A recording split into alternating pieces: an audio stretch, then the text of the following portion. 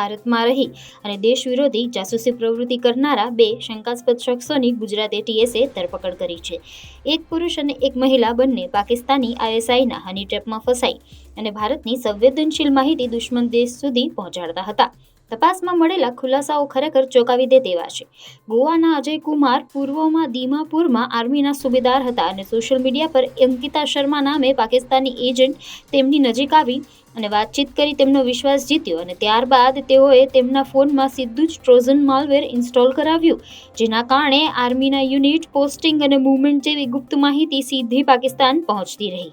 બીજી તરફ દમણની રાશમની પ્રિયા ઠાકુર નામની નકલી ઓળખ બનાવી આર્મીના ઓફિસરો સાથે એક વ્યક્તિએ મિત્રતા કરી અને હની ટ્રેપમાં ફસાવતા અને પછી સંવેદનશીલ માહિતી આઈએસઆઈ એજન્ટ અબ્દુલ સત્તાર અને ખાલિદ સુધી મોકલતી હતી.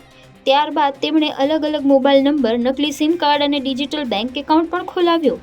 ગુજરાત એટીએસ, એસઓજી અને ગોવા અને યુપી પોલીસને મળી અને તપાસ બાદ બંનેને ધરપકડ કરી છે અને વોટ્સએપ કોલ, નાણાકીય વ્યવહાર અને આઈપી એડ્રેસથી એટીએસે આ સમગ્ર નેટવર્ક ઝડપી પાડ્યું છે.